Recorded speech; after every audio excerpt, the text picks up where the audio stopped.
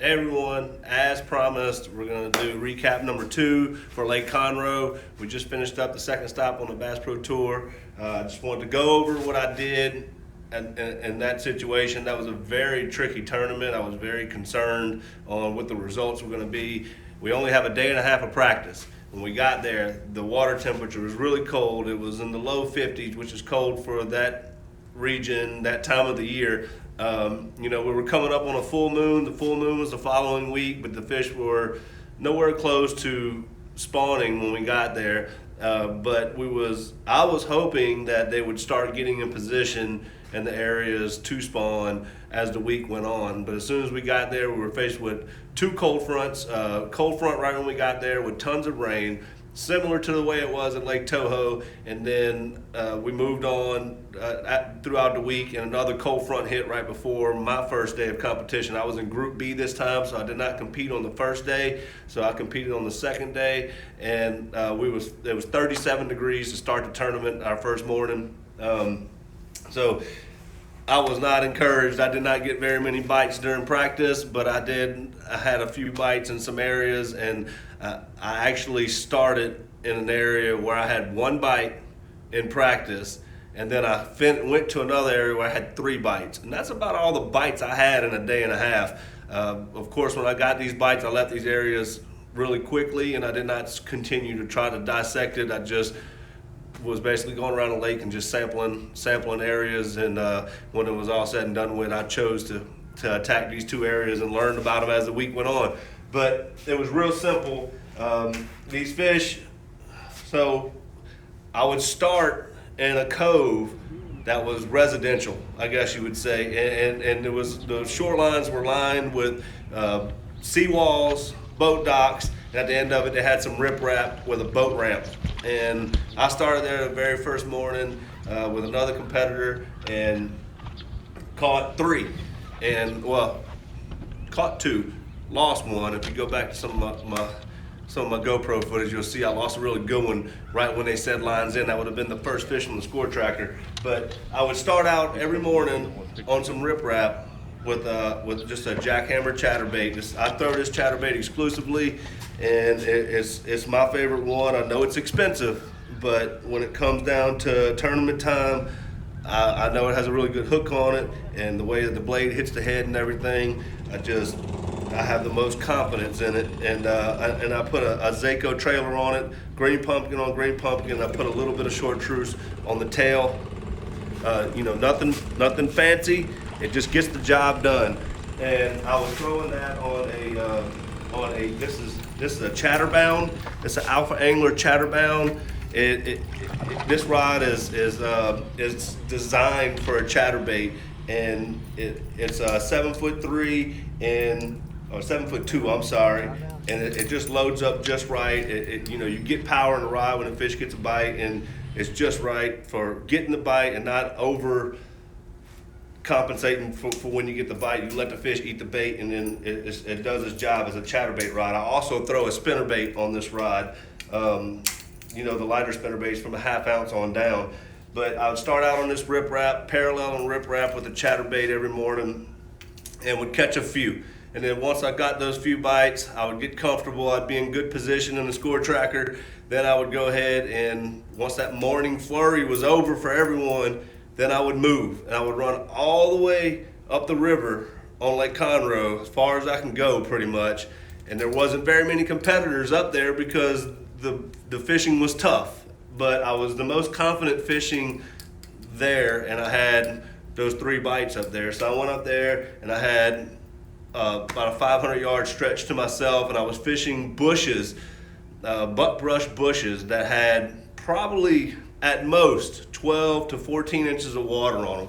I mean, you're talking about this much water, and the water was chocolate milk. I'm talking about really, really dirty. And so I think a lot of competitors ignored it because it was so shallow. It was so shallow to the point where I was flipping a Missile Dbomb. This is that Zematoma color, that same color that I was using on Toho. I want to show you guys packaging this go around so you know what to look for. But this is the Zematoma Dbomb that you can get from Z's Tackle in Lutcher, Louisiana. It's an exclusive color over there, and it's the only place you can get it. But I was using this. This is a great muddy water color, and it's a great Florida color. But I was using that with a 1/4 ounce Beast Coast tungsten weight. This is Beast Coast packaging. I love. They got that matte finish tungsten. It's my favorite tungsten weight to use. But I went with a 1/4 ounce weight because the water was so shallow and I wanted that bait to fall kind of slow. But it was about as light as I can go and still flip bushes. And I was just flipping the outside edges, because once you got a couple feet into the bushes, it was a little too shallow for them to get deep in it. They were just relating to the very edge of it. So it was real important to go through there really, really slow, because my boat was almost on the bottom going through there. It was pretty ridiculous, because you wouldn't think you'd get a bite as soon as you get in there, but they were sure enough getting that shallow. It was a real hard bottom along those bushes, and those fish were getting there. It's probably really good now, but I know they were getting there because they were thinking about spawning, and so they just wanted to be around those bushes for whenever the time was right. So I'd go through there for a few days. For the first couple days, I was catching them flipping. And then as the tournament went on, that bite started dying, and I think my water was falling a little bit. And I don't know if it fell very much, but just a couple inches, when you're only dealing with this much water, if it falls just a couple inches, that's enough to move those fish and reposition them, because they were kind of up there. They weren't up there like they really should have been for this time of the year. They were just starting to get there, so they weren't really committed to being on the bushes. So I felt like any little subtle changes kept making them get off of them. So timing, I would hit them 2 or 3 times a day and kept going back to them and get a few bites every time. And that would keep me up in the score tracker. It was very, very tricky to commit to doing this, because it was very slow, methodical, and I had to make sure. I did lose, you lose a lot of fish when you're flipping buck brush like that, but I think I made the most out of what I could out of the situation. But as the tournament went on, we went into the final day of competition for me, which was the Saturday, and they cut the field down to 20 from each group and combined us, so we had 40 people competing on Saturday, and only top 10 advanced from there to go to Sunday.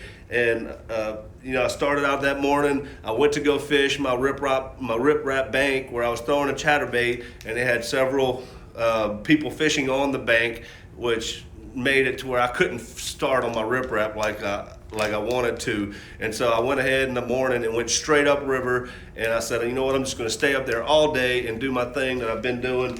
And when I got up there, I had noticed the water got a little bit muddier. The wind started blowing really hard out of the north for me, and it hadn't done that all week. It had did it for the other days of competition, but not the days that I competed.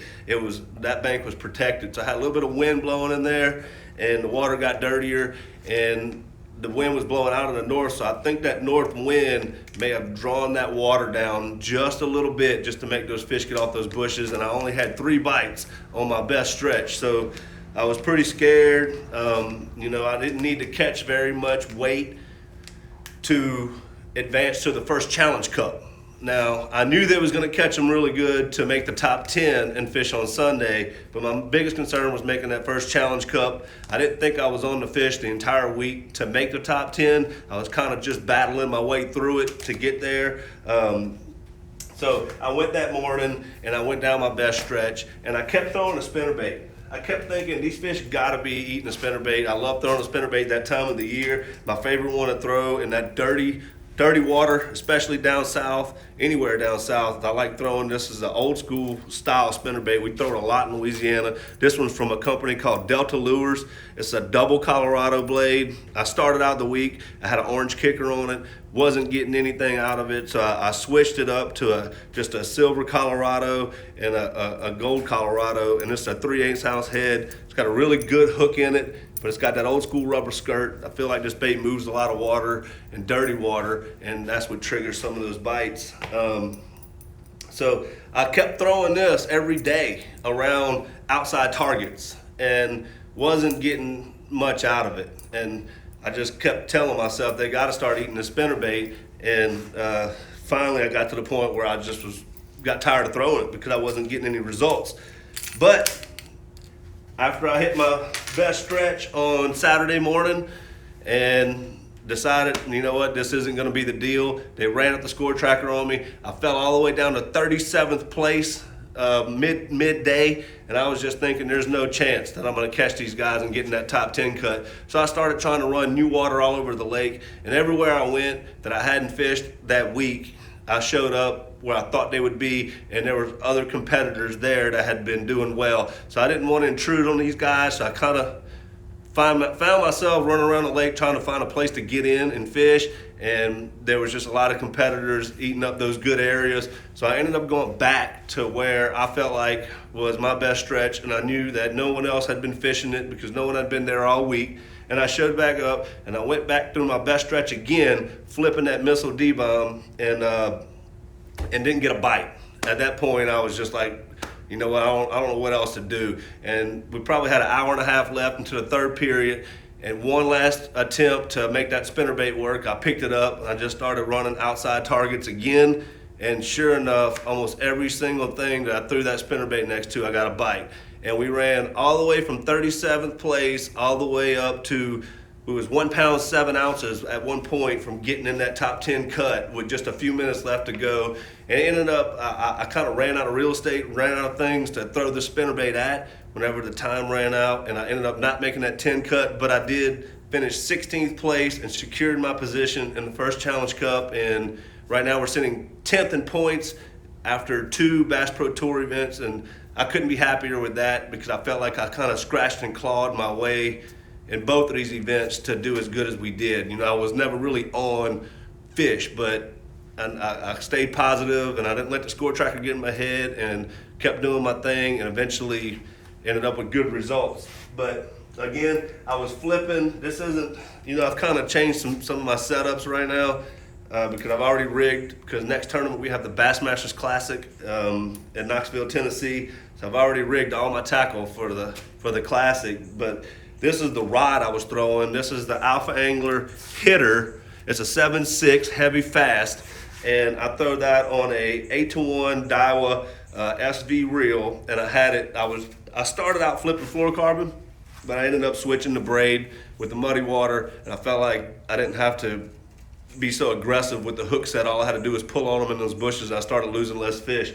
So that Alpha Angler Hitter was a perfect ride with the Diawa SV. And then, like I said, I was throwing the spinnerbait on the Chatterbound with this was the same reel, the SV, except it was a 7.3. I like a little bit faster reels than most people, and it's because I like to control the bait with my hand. It's a little bit harder for people to do, but whenever I need that speed to catch up to a fish or move him in a certain direction, I have it there. So if you can get used to throwing your baits on higher speed reels and still not change the action of your lure, it's real important that you be able to do that. So I just wanted to kind of tell everybody about that. But you know, this is the braid that I like to use. This is 60-pound Sunline FX2 braid. I have a lot of success with that. This braid's blue. I get my 60-pound in blue braid, and then I'll even punch heavy mats with 80-pound. I'll get it in green, and then I'll get 50-pound braid in green. So that way I know on my reels, if I look at a reel and it's got green braid on it and it's a smaller diameter, I know it's 50. Blue's my 60. 80's my is green if it's got a bigger diameter. And then this is this is my all-around fluorocarbon. This is just FC Sniper from Sunline. Everyone knows it's a good line. It's one of the most popular lines out there. You know, it's priced good for being probably the most premium line on the market. So that was the deal. You know, another little tip for everybody. I store all my spinnerbaits in this blade coffin from Bass Mafia. I'm a spinnerbait freak when it comes to this time of the year. I build a lot of my spinnerbaits. After I build them, all my components typically stay in another box, and I build them from scratch. And then after I build them, they go in this Bass Mafia blade coffin. And then these are like the spinnerbaits I'll practice with, and then I'll build brand new ones for the tournament every time. So it was pretty simple for me. You know, that Zematoma has been bailing me out, and I mean, standard Beast Coast flipping weight with my Delta Lure spinnerbait. I'm probably gonna throw this one at the Classic, the water is flooding right now in Knoxville, so I might even switch. It may be a little colder when I get there, so you know, I've had more success with like a single Colorado. This is a 3/8. I even have a half and a 3/4 rigged up, and I'll probably be throwing something like this at the Bassmasters Classic a lot. So hopefully a spinnerbait will play over there. That muddy water fits my style. And you know, these techniques are probably going to roll into the next couple of events because we're hitting them at those same times of the year. We're going to Raleigh, North Carolina after the Classic, and it'll be a similar situation. Those fish are just going to be getting in position to spawn. I'll be doing a lot of these same methods, and then when we leave there, we're going to Lake Chickamauga, same thing. They'll be getting up there to spawn, maybe starting to mix in some sight fishing if the water's still not, it may have cleared up by then, but good chance it'll probably be chocolate milk because all the flooding that's going on in Tennessee River, but I'm good with that. Let's just get up there and go flipping and throwing a spinnerbait and see if we can win one of these big tournaments. So if you have any questions, feel free to ask. You know, as the season goes on and we get into summertime, things are gonna get more technical, but right now, just keep it simple. Find you something that you love to flip, pick up a spinnerbait and a chatterbait, maybe a square bill. If the water's cold, go flat-sided square bills. I like to go with balsa a lot. So find your favorite square bill and cover some water, and just don't forget that these fish are changing by the minute this time of the year. So if you go through your best area and they don't bite doing a certain thing, they may have slightly repositioned because of wind or water falling. You got to take account of all these variables, and just don't get discouraged. And if you feel like your area's shifting around, just go through there with a different bait or a different technique, and you'll be surprised. You might go through an area in the morning and only catch a few. If you go through in the evening, you might catch 25 pounds and win the tournament. So keep your head up, and remember this time of the year they keep changing, and stay positive and keep fishing hard.